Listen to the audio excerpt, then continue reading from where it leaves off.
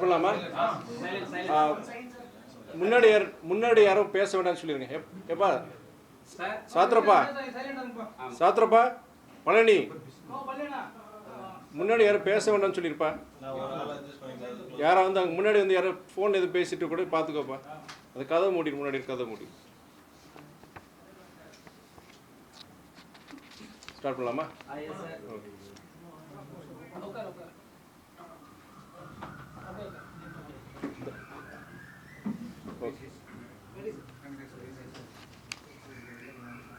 அனைவருக்கும் என்னுடைய சுதந்திர தின வாழ்த்துக்கள். கடந்த நாடாளுமன்ற மழைக்கால கூட்டத்தொடரில் நிறைய மசோதாக்கள் ஒன்றிய அரசால் நிறைவேற்றப்பட்டது. அதில் குறிப்பாக தமிழ்நாடு மற்றும் மாநிலங்களை பாதிக்கக்கூடிய ஒரு முக்கியமான ஒரு மசோதா என்னென்னா mines and minerals regulation amendment bill. அதாவது சுரங்கங்கள் மற்றும் கனிமங்கள் மேம்பாடு மற்றும் ஒழுங்குமுறை திருத்த மசோதா 2026. இது ஒரு முக்கியமான ஒரு மசோதா. இது என்னென்னா இதுக்கு முன்னாடி பொறுத்த வரைக்கும் கனிமங்களாக இருக்கட்டும், கனிமங்களை தாங்கக்கூடிய நிலங்கள் மீது வரிகளை விதிக்கக்கூடிய அதிகாரம் மாநிலங்களுக்கு இருந்தது.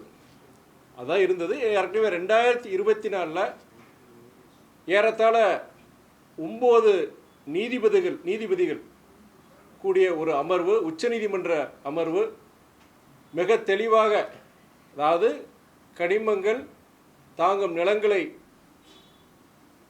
மீது வரி விதிக்கும் அதிகாரம் மாநிலங்களுக்குத்தான் உள்ளதுங்கிறது தெளிவாக அவங்க தெளிவுபடுத்தியிருந்தாங்க. அதன் அடிப்படையில் வந்து ஏற்கனவே நம்மளுடைய தமிழ்நாட்டில் வந்து இதுக்கான ஒரு சட்டம், அது என்னன்னா நமக்கு வந்து மைன்ஸ் அண்ட் மினரல்ஸ், அதாவது கனிமங்கள் தாங்கிய நிலங்கள், இதுக்குண்டான சட்டம் 2024-25 அந்த சட்டங்களை இயற்றப்பட்டன. அதன் அடிப்படையில் வந்து ஏப்ரல் 2025 நம்ம அரசாங்கம் வரி விதிச்சிட்ருக்கிறாங்க. அரசாங்கம் பொறுத்த வரைக்கும்னா தமிழ்நாடு அரசாங்கம் பொறுத்த வரைக்கும் கடந்த 2025-26 ஆண்டில் வந்து புவியியல் மற்றும் சுரங்கத்துறை மூலம் கிடைச்ச வருவாய் பொறுத்த வரைக்கும் கிட்டத்தட்ட 4395 கோடி. இதில் வந்து 2225 கோடி வந்து இந்த மினரல் பேரிங் லேண்ட் டேக்ஸ், அதாவது கனிமங்களை தாங்கும் நிலங்கள் மீது வரி. இப்போ இவங்க கொண்டு வந்திருக்கிற இந்த ஒரு மசோதா, ஒன்றிய அரசு கொண்டு வந்த மசோதா வந்து இது என்னன்னா, ஒன்றிய அரசோட இசைவு இல்லாமல், அவங்களுடைய ஒப்புதல் இல்லாமல் எந்த மாநிலமோ கனிமங்கள் குறித்த எந்த ஒரு வரிகளை விதிக்கிறதோ, இல்லாட்ட கனிமங்களை தாங்கும் நிலங்கள் அது மேலே எந்த வரியை விதிக்க முடியாத ஒரு மசோதா தான் இந்த மசோதா. இது சம்பந்தமாக எதிர்கட்சிகளை சார்ந்த நாடாளுமன்ற உறுப்பினர்கள், நான் உட்பட இது சம்பந்தமாக ஒன்றிய நிலக்கரி மற்றும் சுரங்கத்துறை அமைச்சர் திரு கிஷன் ரெட்டி அவரை நேரில் நாங்கள் சந்தித்தோம். இது மாநிலங்களுக்கு பெரிதும் பாதிக்கும் ஒரு புதிய ஒரு மசோதான்னு சொல்லிட்டு, இதில் கண்டிப்பாக வந்து இதை வந்து இது அதாவது சுயாட்சிக்கும் மாநில சுயாட்சிக்கும் எதிரானது. இன்றைக்கி தமிழ்நாடு மாத்திரம் கிடையாது, இந்தியாவில் இருக்கிற பாஜக மாநிலங்களுக்கு பொறுத்த வரைக்கும் கடுமையான ஒரு நிதி நெருக்கடி இருக்குது. இந்த சூழ்நிலையில் இந்த திருத்த மசோதா நீங்கள் கொண்டு வரும்போது மிகப்பெரிய ஒரு பின்னடைவு, நிதி சார்ந்த ஒரு பின்னடைவை வந்து உருவாக்குன்னு சொல்லிட்டு நாங்கள்லாம் சொல்லியிருந்தோம். அதனால் இது சம்மந்தமாக நாடாளுமன்றத்தோட நிலைக்குழு ஸ்டாண்டிங் கமிட்டின்னு ஒன்று இருக்குது, அதுக்கு இதை ரெஃபர் பண்ணுங்கள். அங்கே இதை வந்து நம்ம விவாதிக்கணும். அது இல்லாமல் மாநில அரசுகள்கிட்ட நீங்கள் பேசிட்டு நீங்கள் கொண்டு வாங்க அப்படின்னு நம்ம சொன்னோமோ, அவங்க அதுக்குண்டான அவரோட விளக்கத்தை வந்து ஒன்றிய அமைச்சர் கொடுத்துருந்தாரு, பரிசீலிப்போன்னு சொல்லியிருந்தார். ஆனால் அவங்க உடனே வந்து அடுத்த நாடாளுமன்றத்தில் மக்களவையிலையும் சரி மாநிலங்களையும் சரி 2 சபையிலையும் இந்த இதை நிறைவேற்றிட்டாங்க. இது சம்மந்தமாக நான் அங்கே மக்களவையில் பொறுத்த வரைக்கும் சபாநாயகர்கிட்ட வந்து இதில் ஒரு பர்டிகுலர் கிளாஸ் 90 ஒரு கிளாஸ் இருக்குது. அந்த பர்டிகுலர் கிளாஸ் தான் அதான் சொல்லுது, மாநில அரசுகள் அதாவது கனிமங்களை தாங்கும் நிலங்கள் சம்மந்தமாக வரிகளை பொறுத்த வரைக்கும் ஒன்றிய அரசுடைய இசைவு ஒத்துழைப்பு அவங்களோட ஒப்புதல் இல்லாமல் இந்த வரிகளை விதிக்க முடியாதுங்கிற ஒரு பர்டிகுலர் கிளாஸ் 19 இருக்குது. இது கண்டிப்பாக இந்த கிளாஸை நீங்கள் ரிமூவ் பண்ணணும்னு சொல்லிட்டு ஒரு சபாநாயகருக்கு நான் ஒரு ஒரு இது அனுப்பிச்சிருந்தேன் நான். அது அவர் வந்து அது அனுப்பிச்சிருந்தாரு. என்ன மாதிரி ஒரு கிட்டத்தட்ட ஒரு 4-5 நாடாளுமன்ற உறுப்பினர் இது சம்மந்தமாக வந்து சபாநாயகர் கொடுத்துருந்தாங்க. இருந்த போதிலும் பொறுத்த வரைக்கும் எந்தவித விவாதம் இல்லாமல் 2 சபையில் நிறைவேற்றிருக்கிறாங்க. இன்றைக்கு காலையில் வந்து நான் நம்முடைய தமிழ்நாடை சார்ந்த நிதியமைச்சர் திரு மரியவில்சன் அவர்களை வந்து இது சம்பந்தமாக சொல்லியிருந்தனால இது முக்கியமான ஒரு திருத்த மசோதாங்க. இது நம்ம எதிர்க்கட்சிங்க அந்த எதிர்ப்பு தெரிவிச்சிருந்தோம். இருந்தாலுமே அங்கே நாடாளுமன்றத்தில் இந்த சட்டத்தை மசோதாவை நிறைவேற்றிட்டாங்க. தமிழ்நாடுக்கு மிகப்பெரிய பாதிப்பை உருவாக்கும் இந்த மசோதா பொறுத்த வரைக்கும் இதை வந்து அவங்க திரும்பி பெறணும், ஒன்றிய அரசு திரும்பி பெறணும். அதுக்கு வந்து தமிழக அரசு குறிப்பாக எல்லா விதமான நடவடிக்கைகளையும் எடுக்கணும், சட்ட ரீதியான நடவடிக்கைகளை எடுக்கணும். அவங்க ஒப்புதல் அதுக்கு இல்லை, கண்டிப்பாக நாங்கள் நிறைவேற்றி ஆகணும்னு சொல்லி மசோதா வந்து இப்போது அவங்க நிறைவேற்றிட்டாங்கன்னா கண்டிப்பாக சட்ட ரீதியான இதுக்கு உண்டான முன்னெடுப்பில் எடுக்கணும்னு சொல்லிட்டு நம்முடைய தமிழ்நாட்டுடைய நிதியமைச்சர் திரு மரிய செல்வன் அவர்கள்ட்டையும் நேரில் சந்தித்து நான் சொல்லியிருந்தேன். அவரும் இதை சொன்னார். அவர் சொல்லும் பொழுது சென்ற ஆண்டு 2025-26 பொறுத்தவரைக்கும் கிட்டத்தட்ட 4000 லட்சம் கோடி. ஆனால் இந்த வருஷம் நாங்கள் பட்ஜெட்டில் பொறுத்தவரைக்கும் கிட்டத்தட்ட இதுக்கு வந்து கிட்டத்தட்ட 11,000 கோடி நாங்கள் இந்த கனிமங்கள் மூலிமா கனிமங்கள் சார்ந்த நிலங்கள் சம்பந்தமான வரியை பொறுத்த வரைக்கும் நாங்கள் 11,000 கோடி நாங்கள் சொல்லியிருக்கிறோம். நாங்கள் ஆமாம் நான் சொல்லியிருந்தேன். நான் படிச்சிருந்து சொன்னேன். இதன் அடிப்படையில் இது ஒரு மிகப்பெரிய ஒரு பாதிப்பு. ஏற்கனவே உங்களுக்கு தெரியும், தமிழ்நாடுடைய மொத்த கடன், தமிழ்நாடு அரசுடைய கடன் பொறுத்த வரைக்கும் கிட்டத்தட்ட ஏறத்தாழ 11 லட்சம் கோடி. அதில் வந்து நம்முடைய ஃபிஸ்கல் டெபிசிட் நிதி பற்றாக்குறைங்கிறது கிட்டத்தட்ட 1,22,000 கோடி ஏறத்தாழ. ஏற்கனவே கடுமையான ஒரு நிதி பற்றாக்குறை இருக்குது. ஜிஎஸ்டி 2017 அறிமுகப்படுத்தினதுக்கப்புறம் இப்படிப்பட்ட கடுமையான ஒரு நிதி பற்றாக்குறை இருக்கும்போது இது போன்ற கனிமங்கள் இது போன்ற இதில் தான் ஒரு 3-4 இதில் தான் நமக்கு நிதி தமிழ்நாடு அரசாங்கங்கள் மாநில அரசாங்கங்கள் நிதியே கிடைக்குது. இதில் வந்து அவங்க கை வைக்கும்போது மொத்தத்திலையும் பொறுத்த வரைக்கும் மாநிலங்களுக்கு பொறுத்த வரைக்கும் எந்தவித நிதி ஆதாரமும் இல்லாமல் ஒன்றிய அரசு சார்ந்திருக்கக்கூடிய ஒரு கட்டாய சூழ்நிலை வரும். இது வந்து என்னன்னா, நீங்கள் ஆரம்பத்திலே அரசியல் சாசன சட்டப்படி நிலங்கள் மீது முக்கியமாக ஸ்டேட் சப்ஜெக்ட் அதில் வந்து இன்றைக்கி ஒன்றிய அரசு அவங்க அப்படி ஒரு இது வந்து மாற்றத்தை கொண்டு வர்றாங்க. இது எதிர்காலத்தில் மிகப்பெரிய பின்னடைவு தமிழ்நாடு மட்டும் கிடையாது, அனைத்து மாநிலங்களுக்கும் மிகப்பெரிய ஒரு பின்னடைவு உருவாக்குன்னு சொல்லிட்டு இது மாநில சுயாட்சிக்கு எதிரானது.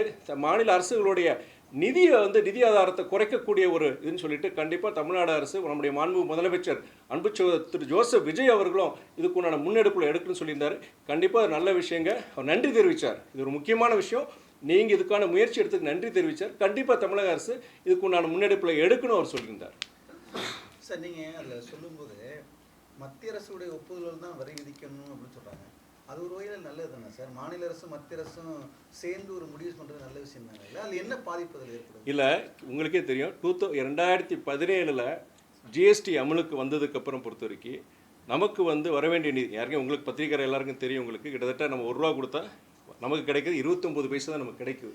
இப்படிப்பட்ட சூழ்நிலையில் வந்து தமிழ்நாடு நம்மளே வந்து மாநில அரசுகள் வந்து நம்மளே வந்து சுயமாக அந்த மாதிரி இந்த நிதி இது பண்ணுறதுல இதெல்லாம் ஒன்று கனிமங்கள் பொறுத்த வரைக்கும் இதில் பொறுத்த வரைக்கும் ஒன்றிய அரசு பொறுத்த வரைக்கும் இதுவுமே எங்களுடைய ஒப்புதல் இருக்கணும். நாளைக்கு ஸ்டாக்ஸ் ஸ்ட்ரக்சரே மாற்றலாம். இப்போ அவங்க என்ன சொல்கிறாங்கன்னா கிட்டத்தட்ட 85 விழுக்காடு வரைக்கும் இது கனிமங்கள் சம்மந்தமான வரி பொறுத்த வரைக்கும் மாநில அரசுக்குலாம் கிடைக்குது. இதில் வந்து மாற்ற போகிறது அதுவுமே மேஜர் மினரல்ஸ், அதாவது நிலக்கரி, காப்பரு, அதே மாதிரி உங்களுக்கு பிற என்ன லிக்னைட்டு, முக்கியமான 11 மேஜர் மினரல்ஸ் தான் நாங்கள் கை வைக்கிறோம். மைனர் மினரல்ஸ் கிட்டத்தட்ட 49 மினரல்ஸ் பொறுத்திருக்கு. அது வந்து நாங்கள் பண்ணலை. நாங்கள் என்ன சொன்னோம் அப்போ அமைச்சர்கிட்ட, நீங்கள் ஒரு ஜென்ரல் கிளாஸ் கொடுக்குறீங்க. அந்த ஜென்ரல் கிளாஸ் 9D கிளாஸ் என்ன சொல்லுதுன்னா, மாநில அரசுகள் கனிமங்கள் சார்ந்த நிலங்கள் மேலே வரி பொறுத்த வரைக்கும் எந்த வரியும் ஒன்றிய அரசுடைய ஒப்புதல் இல்லாமல் நீங்கள் கொண்டு வர முடியாதுன்னு ஒரு ஜென்ரல் கிளாஸ் போட்டிருக்கீங்க. நாளைக்கு டாக்ஸ் ஸ்ட்ரக்சரை மாற்றலாம். இன்றைக்கி 85 விழுக்காடு மாநில அரசுக்கு அந்த நிதி கிடைக்குதுன்னா நாளைக்கு அது 85 விழுக்காடு ஒன்றிய அரசுக்கு போகக்கூடிய சூழ்நிலை நீங்கள் உருவாக்கலாம். இதுதான் எங்களுடைய வரி. இதை தெளிவுபடுத்துறதுக்காண்டியே நீங்கள் ஸ்டாண்டிங் கமிட்டி நிலைக்குழுக்கு நீங்கள் இது பண்ணுங்கள், மாநில அரசுங்கிட்ட பேசுங்க, அதுக்கு அப்புறம் நீங்கள் இந்த இதை மசோதா கொண்டு வரணும்னு சொன்னால். ஆனால் அவங்க நிறைவேற்றிட்டாங்க. இதில் என்னென்னா, நாங்கள் பேசும்போது ஒன்றிய அரசை சார்ந்த ஒரு அதிகாரி வந்து அந்த அமைச்சரோட பேசிகிட்டு இருக்கும் ஒரு கருத்தை சொல்கிறார். கிட்டத்தட்ட இது வந்து 2024 உச்சநீதிமன்றம், நான் ஏற்கனவே சொன்னேன், 9 நீதிபதி கொண்ட அமர்வு ஒரு இது கொடுக்குறாங்க. என்ன சொல்கிறாங்க, அதாவது இந்த கனிமங்களை தாங்கும் நிலங்கள் மீது இருக்கிற வரி வந்து விதிக்கிற உரிமை நாங்கள் மாநில அரசுக்கு தான் உண்டு தெளிவுபடுத்துகிறாங்க. ரெட்ராஸ்பெக்டிவ் எஃபெக்டாக கிட்டத்தட்ட கடந்த 10-15 வருஷமாக பல மாநிலங்களில், அதாவது இந்த மைனிங் கம்பெனிஸ், இந்த கனிமங்களில் ஈடுபட்டிருக்க கம்பெனிகள் அதாவது நிறுவனங்கள் பொறுத்த வரைக்கும் அந்த அதிகாரி சொன்னது எவ்வளோ தூரம் தெரியல, கிட்டத்தட்ட 2 லட்சம் கோடி நிலுவையில் இருக்கான் கட்ட வேண்டியது. எனக்கு உடனே எங்களுக்கெல்லாம் என்ன பட்டுச்சுன்னா, அப்போது அந்த தனியார் நிறுவனங்களை இந்த மைனிங் கம்பெனிஸுக்காண்டி அவங்களுக்காண்டியே இந்த சட்டத்தை கொண்டு வந்திருக்காங்க. ஒரு ஐயப்பாடு, ஒரு சந்தேகம் வருது. இது முக்கியமான ஒரு விஷயம் என்னென்னா, இது மாநில நீங்கள் சொல்கிறது ஒன்றிய அரசு, இது கான்ஸ்டியூஷன் படியே பார்த்தீங்கன்னா அதான் மினரல் பேரிங் லேண்டு கனிமங்களை சார்ந்த இது பொறுத்த வரைக்கும் கனிமங்களை இதுக்கு மேலே இருக்கிற வரியை வந்து விதிக்கிற அந்த அதிகாரம் அரசியல் சாசன சட்டப்படி மாநிலத்துக்கு தான் கொடுத்துருக்குறாங்க. இது புதுசாக கொண்டு வராங்க. என்ன நோக்கத்துக்காண்டி கொண்டு வராங்க? அங்கே தான் யாரோ ஒருத்தர் சில பேரை திருப்திப்படுத்துறதுக்காண்டி கொண்டு வராங்கன்னு ஒரு சந்தேகம் வருது. அது மாத்திரம் இல்லாமல் இன்றைக்கி மாநிலங்களுக்கு ஒரு தமிழகத்துக்கு நீங்கள் பார்க்குறீங்க, நீங்கள் பல பேர் பத்திரிக்கையாளர் கேட்குறீங்க, இன்றைக்கி இன்றைய அரசு அவங்க தேர்தல் காலத்தில் பல நலத்திட்டங்களை அறிவிச்சிருந்தாங்க.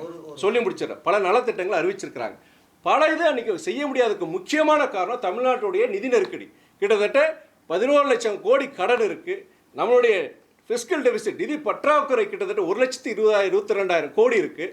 இந்த சமயத்தில் இது போன்ற நிதிகள் பெறக்கூடியதையும் அவங்க ஒன்றிய அரசு இதுக்கு வந்து முட்டுக்கட்டை போட்டாங்கன்னா அப்போ எதையுமே நம்ம செய்ய முடியாது. நீங்கள் சொல்கிற அதனால தான் நம்ம எதிர்க்கிறோம். நம்ம கனிமவளத்துறையில் நிறைய முறைகேடு நடந்திருக்குன்னு சொல்லிட்டு அமலாக்கத்துறையே ஒரு சில இடங்கள்ல நேரடியாக போய் ஆய்வு பண்ணி மிகப்பெரிய உள்ள அரசுக்கு இழப்பு ஏற்பட்டிருக்குது அப்போ இன்னொரு குற்றச்சாட்டு தொடர்ந்து சொல்லிகிட்டே வர்றாங்க. இது உண்மையும் கூட. இதே போல் பல மாநிலங்கள் இருக்குது. அதை மானிட்டர் பண்ணுறதுக்கு எங்களுடைய ஒப்புதல் இல்லாமல் எங்களோட ஒப்புதலோட இதை வந்து பிக்சட் பண்ணால் நல்ல விஷயம் தானே சார்? இது இல்லை மாநில அரசு இல்லை நான் சொல்லி முடிச்சிடறேன். நீங்கள் சொல்கிற புரியுது. இல்லை நீங்கள் சொல்லி கேட்டுறேன்.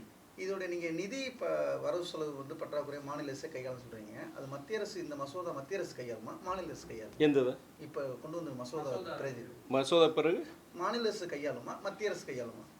இந்த மசோதாலேயே இருக்கிற அது சாராம்சமே அந்த கிளாஸ் 90 படி ஒன்றிய அரசு தான் முடிவு பண்ணும். அதாவது வந்து உதாரணம் பொறுத்த வரைக்கும் இப்போது டேக்ஸ் இப்போ அந்த வரியை பொறுத்த வரைக்கும் சரி, நாளைக்கு அந்த வரி எவ்வளோ விதிக்க போகிறாங்க, அந்த வரியை பொறுத்து எவ்வளோ சதவீதம் மாநில அரசுக்கு போக போகுது, எத்தனை சதவீதம் ஒன்றிய அரசுக்கு, இது எல்லாமே நாளைக்கு வந்து இந்த மசோதா நிறைவேற்றப்பட்டால் ஒன்றிய அரசு தான் முடிவு பண்ணும். மாநில அரசு முடிவு பண்ண முடியாது.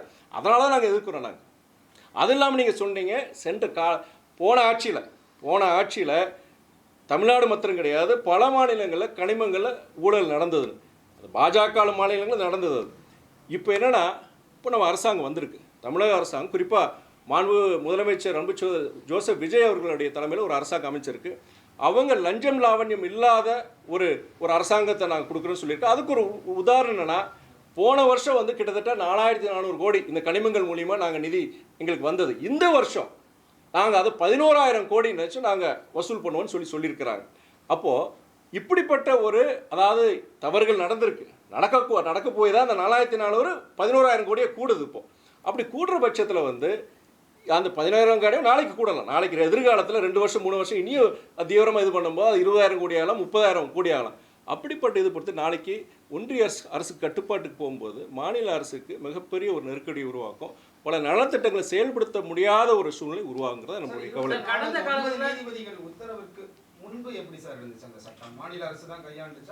முழுக்க இது வரைக்கும் என்னன்னா முழுக்க மாநில அரசுகள் தான் அவருடைய கட்டுப்பாட்டில் தான் கனிமங்களை தாங்கும் நிலங்கள் உண்டான வரி, அது டாக்ஸாக இருக்கலாம், லெவிஸாக இருக்கலாம், சர்சார்ஜாக இருக்கலாம், எது முழுமையாக வந்து மாநில அரசு கட்டுப்பாடு. அதுக்கு முன்னாடி வந்து அது சில மைனிங் கம்பெனிஸ் சேலஞ்ச் பண்ணியிருக்காங்க. அப்போ வந்து அதாவது இவ்வளோ ஜாஸ்தியாக நீங்கள் வசூலிக்கிறீங்க, இவ்வளோ நாங்கள் கொடுக்க முடியாது, பல சர்ச்சைகள் இருந்தது. அவங்க அந்த வரியை கட்டாமல் இருந்திருக்கிறாங்க. அதுதான் அந்த அதிகாரி சொல்கிறார், கிட்டத்தட்ட 2 லட்சம் கோடி வந்து அவங்க கட்டாமல் இருக்கிறாங்க. நாளைக்கு இந்த உச்சநீதிமன்ற அந்த தீர்ப்புனால நாளைக்கு அது கட்டம்டா போகலாம் செய்யலாம். அவதான் அவசரமாக இந்த நிதியை கொண்டு வர மாதிரி சொன்ன மாதிரி இருந்தது எனக்கு. அவர் அந்த கருத்து சொல்லும்போது 2 லட்சம் கோடி கடன் இருக்குது, 2 லட்சம் கோடி கட்ட வேண்டியது இருக்குது. இந்த சட்டம், இந்த மசோதா நிறைவேற்றப்பட்டால் ரெட்ரோஸ்பெக்டிவ் எஃபெக்டாக இந்த கம்பெனிகள் வந்து மைனிங் கம்பெனிகளை கட்ட வேண்டியது கிடையாது. அப்போ தமிழ்நாட்டுக்கு சரி நாட்டுக்கு சரி எவ்வளோ பெரிய இழப்புது. அவங்க ஒன்றிய அரசு என்ன சொல்கிறாங்கன்னா, சில மாநிலங்கள் பொறுத்த வரைக்கும் அதிகமாக செய்கிறாங்க அப்படின்னு சொல்கிறாங்க. இப்போ ஜார்க்கண்டெல்லாம் பார்த்தீங்கன்னா இந்த மைனிங் வச்சு தான் அந்த அரசாங்கம் ஜார்க்கண்ட் முக்கியமான சில மாநிலங்களில் முழுக்க அந்த மைனிங் இதை வச்சு தான் இருக்கிறாங்க. அங்கே பெரிய தொழிற்சாலைகள் கிடையாது. அங்களுக்கு மக்கள் நல திட்டங்கள் அந்த அரசாங்கமே இதை வச்சு நடக்குது. அங்கெல்லாம் இது வந்து மிகப்பெரிய ஒரு பாதிப்பு உருவாக்குது. தமிழ்நாட்டுக்கு ஒரு பாதிப்பு தான், பிற மாநிலங்களுக்கு மிகப்பெரிய பாதிப்பு. இது இட் கோஸ் அகேன்ஸ்ட் ஃபெடரலிசம். அதாவது ஒரு கூட்டாட்சி தத்துவத்துக்கு எதிரானது. சில இதில் பார்த்தீங்கன்னா ஸ்டேட் சப்ஜெக்ட் தான் இருக்குது. நீங்கள் மினரல் பேரிங் லேண்ட் சொல்கிறாங்கல்ல, அந்த நிலத்து மேலே அவங்க கை வைக்கிறாங்க. நிலத்து மேலே கை வைக்கிறாங்க. அதுவே நாங்கள் ஒன்றிய அரசு நாங்கள் முடிவெடுக்குன்னு சொல்கிறாங்க. இது மிகப்பெரிய ஒரு மாற்றம். இது கேரளாவில் பொறுத்த வரைக்கும், பக்கத்தில் கேரளாவில் இன்னைக்கு செய்தி, இன்றைக்கி நான் பேப்பரில் படித்தது வந்து அங்கே இருக்கிற எதிர்க்கட்சிகளும் சரி, அங்கே இருக்கிற ஆளுங்கட்சியும் சரி கடுமையாக எதிர்ப்பு தெரிவிச்சிருக்கிறாங்க. கடுமையான எதிர்ப்பு தெரிவிச்சிருக்கிறாங்க. தமிழ்நாட்டை பொறுத்த வரைக்கும் மீடியாவை பொறுத்த வரைக்கும் நிறைய போகலை, இந்த செய்தி போகலை. இது எதிர்காலத்தில், ஏன்னா நீங்கள் நம்மளுடைய மாநில அரசு கிட்டத்தட்ட போன வருஷம் 4400 கோடி தான், இந்த வருஷம் நாங்கள் 11,000 கோடின்னு சொல்கிறாங்க. என்னுடைய அனுமானம் வந்து இது இனிய தீவிரப்படுத்தினா வருங்காலங்களில் ஒரு 5 வருஷமோ 6 வருஷத்தில் 40,000-50,000 கோடி வந்து இதில் இருக்குது, இந்த மைனிங்கில் இருக்குது. இதெல்லாம் தனியார், இந்த மைனிங் கம்பெனிஸும் சரி, தனியார்களும் இது தனியார் அவங்களும் வந்து இது நிறைய தவறு நடக்குது.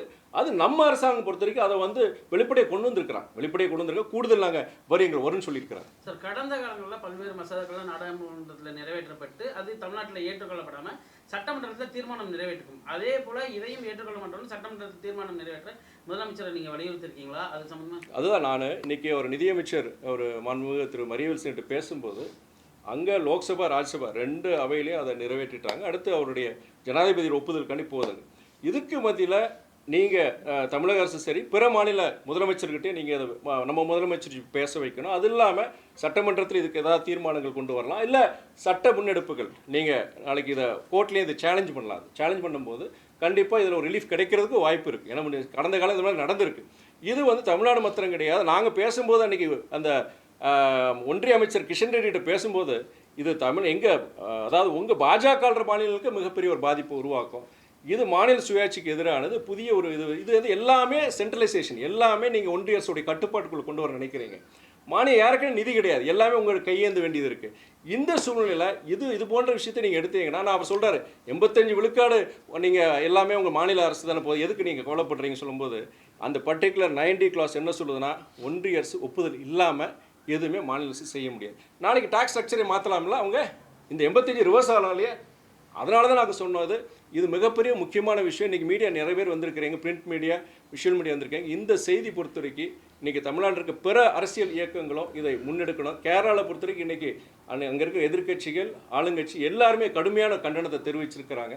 அதான் இன்னைக்கு அதாவது இதை நான் கேட்டதுனால இனியும் விளக்கமாக சொல்லிடுறேன். காங்கிரஸ் இயக்கத்தை சார்ந்த எதிர்க்கட்சி துணைத் தலைவர் கௌரவ் கோகாய் அவர் கூட இருந்தார். மகாராஷ்டிராவை சார்ந்த சரத்பவார் இயக்கத்தை சார்ந்த என்சிபி அந்த இயக்கத்தை சார்ந்த அவங்க சுப்ரியா சுலே அவங்க இருந்தாங்க. கேரளாவை சேர்ந்த ஒரு மூத்த நாடாளுமன்ற உறுப்பினர் பிரேமச்சந்திரன் அவர் இருந்தார். அதே மாதிரி திரிணாமுல் காங்கிரஸை சார்ந்த ஒரு மூத்த நாடாளுமன்ற உறுப்பினர், தமிழ்நாடை சார்ந்த திராவிட முன்னேற்ற கழகத்தை சார்ந்த நாடாளுமன்ற உறுப்பினர் அக்கா கனிமொழி அவங்க இருந்தாங்க. நாங்கள் இருந்தோம். நாடாளுமன்றத்தில் பொறுத்த வரைக்கும் அந்த ஒரு திருத்த சொல்லியிருந்தாங்க 90 கிளாஸ் ரிமூவ் பண்ணணும். அது என்ன மாதிரி கிட்டத்தட்ட ஒரு 4 எம்பிஸ் அவங்க ஏற்கனவே சொல்லியிருந்தாங்க. ராஜ்யசபாவில் பொறுத்த வரைக்கும் மாநிலங்களவையில் திருச்சி சிவா அண்ணா இது பேசியிருக்கிறாங்க. அது இல்லாமல் காங்கிரஸை சார்ந்த பிரவீன் சக்கரவர்த்தி பேசியிருக்கிறார். மற்றபடி தமிழ்நாடு சார்ந்த நாடாளுமன்ற உறுப்பினர்கள் அங்கே ராஜ்யசபாவில் எங்களுக்குனாச்சும் பேசுறதுக்கு வாய்ப்பு கிடைக்காது. நான் அறிவித்தார் அவர் சபாநாயகர் சொல்லும்போது என் பேரெல்லாம் சொல்லி இதெல்லாம் அவங்க மறுப்பு தெரிவிச்சிருக்கிறாங்க, விவாதத்துக்கு விடணும்னு சொன்னார். ஆனால் அமளியில் வந்து அது சபையில் விவாதம் நடக்கல, பாஸ் பண்ணிட்டாங்க. ஆனால் ராஜ்யசபாவில் வந்து ஒரு 2 நிமிஷம் 1 நிமிஷம் பேச விட்டுருக்காங்க. அதை வந்து என்னோட இது என்னன்னா, இங்கே இருக்கிற நாடாளுமன்ற உறுப்பினர்கள் பேசியிருக்கணும். அவங்க அடுத்த நாள் தான் வருது, ராஜ்யசபாவில் அடுத்த நாள் தான் வருது. அங்கே போய் அட்லீஸ்ட் நம்ம எதிர்ப்பை தெரிவிக்கிறதுக்காக அறிக்கை விடுறதோட அங்கே போய் பேசணும். அதான் என்ன நீங்கள் கேட்டதுனால சொல்கிறேன் நான்.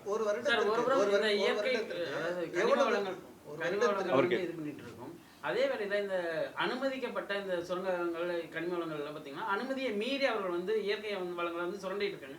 இதற்கு யாருமே வந்து முன்னெடுப்பு இல்லாமல் இருக்குது. அரசு இதுக்கு என்ன நடவடிக்கை எடுக்கணும்? ஏன்னா இயற்கை வளங்கள் தொடர்ந்து பாதிச்சிருக்கு. இது வந்து நீங்கள் சாதாரண இந்த நம்ம கிரானைட் குவாரிலேருந்து நம்ம ஜல்லி எடுக்கிறாங்களே அந்த குவாரிலேருந்து நீங்கள் அதாவது கிரிட்டிக்கல் தாது மணலாக இருக்கட்டும், எல்லாத்துலேயும் பார்த்தீங்கன்னா அளவுக்கு, அதாவது லட்சக்கணக்கான கோடிகள் தான் சொல்லலாம். நீங்கள் இந்தியா ஃபுல்லாக எடுத்துக்கிட்டீங்கன்னா தமிழ்நாடு பொறுத்த வரைக்கும் கிட்டத்தட்ட அது குறைஞ்சபட்சம் என்னுடைய அனுமானம் 50,000, 60,000, 70,000 கோடிக்கு ஊழல் நடந்திருக்குங்க தான் என்னுடைய இது காலங்காலமாக. இது ஒரு சிலர். இன்றைக்கி தமிழ்நாட்டில் உங்களுக்கு தெரியும், இன்றைக்கி நமக்கு நிதி கிடையாது. ஆனால் ஒரு சிலர் அதை இது பண்ணியிருக்கிறாங்க. இந்தியா ஃபுல்லாக நடந்திருக்கு.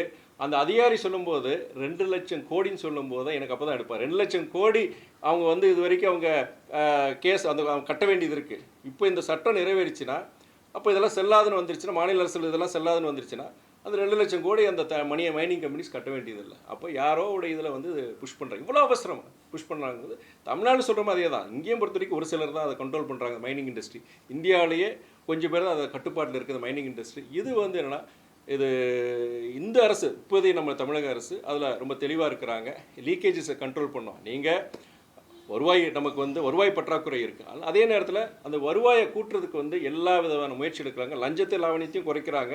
அதே நேரத்தில் நீங்கள் சொல்கிற மாதிரி இந்த ரெவென்யூ பேசிஸ்லையும் பொறுத்த வரைக்கும் கூடுதல் வருவாய் வர்றதுக்கு இந்த முயற்சிகளை எடுத்துகிட்டு இருக்கிறாங்க. சார், இந்த இயற்கை வளங்கள் கடுமையாக பாதிக்கிறது. மலைகள் எல்லாம் கிட்டத்தட்ட ஒரு 75% மலைகளை வந்து முழுமையாக குறைஞ்சிடுறாங்க. இதனால இயற்கை முழுமையாக பாதிக்கப்பட்டிருக்கல.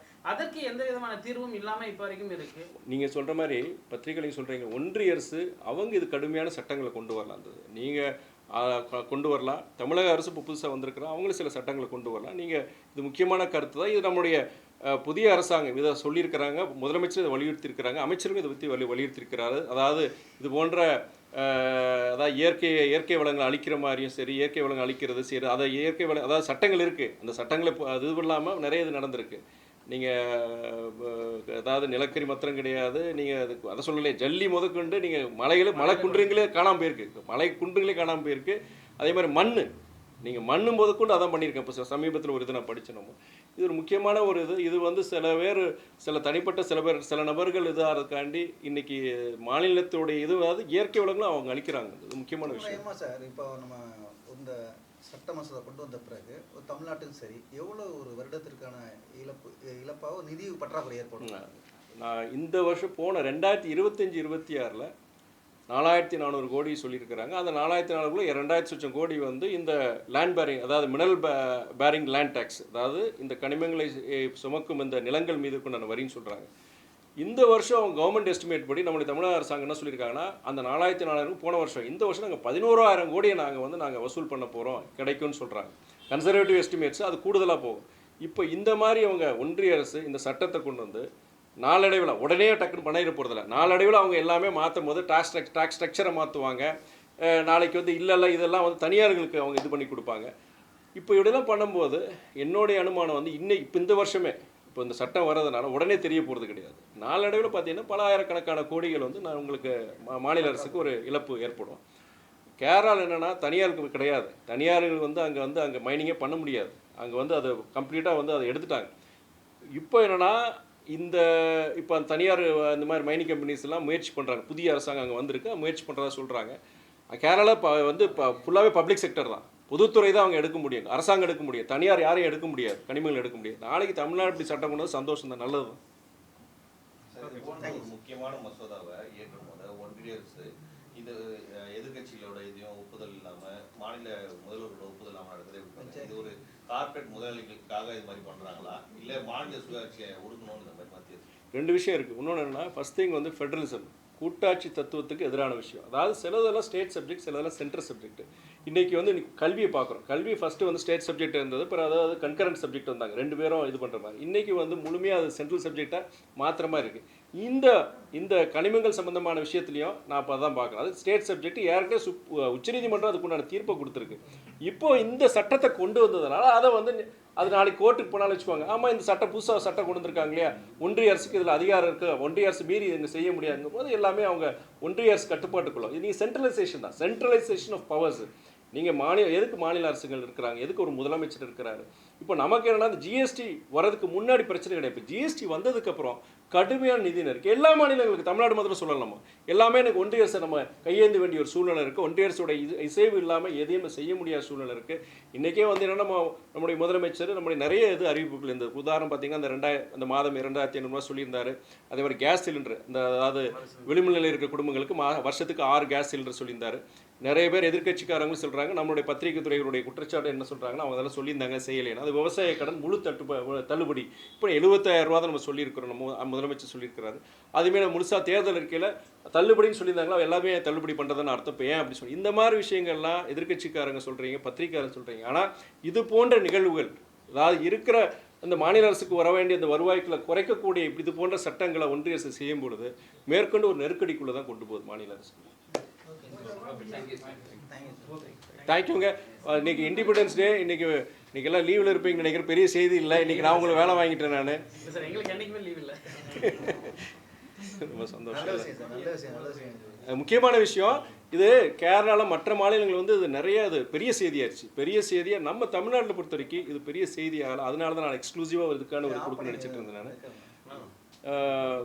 மற்ற விஷயங்கள் நிறைய விஷயம் இருக்குது. எஃப்சிஆர்எல்லாம் பொறுத்த வரைக்கும் அது இப்போ ஜேபிசிக்கு ரெஃபர் பண்ணியிருக்கிறாங்க. பட் அதை பற்றி அட்லீஸ்ட் ஜேபிசிக்கு ரெஃபர் பண்ணியிருக்கேன். டைம் இருக்குது நமக்கு பேசுறதுக்கு செய்யறதுக்கு. இது வந்து என்ன பார்த்து மசோதா நிறைவேற்றிட்டாங்க. நீங்கள் சொல்கிறீங்க இப்போ தெரிஞ்சிருக்காது. இல்லை, இது என்னென்னா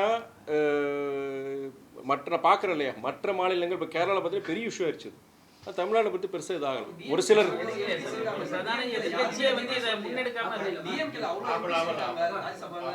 இல்லை கனிமொழி அக்கா வந்து அந்த அவர் அமைச்சர்கிட்ட வரும்போது அவங்களும் வந்திருந்தாங்க. அவங்களும் பேசுனாங்க, கருத்து சொன்னாங்க.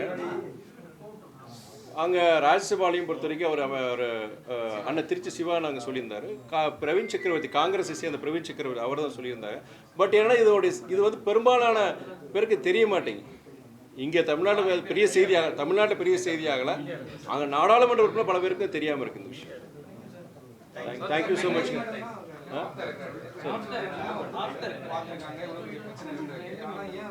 மக்கள்கிட்ட கன்வே பண்ணவே இல்லை. நான் பண்ணியிருக்கேன்ல, விட மாட்டீங்களா அவங்கள?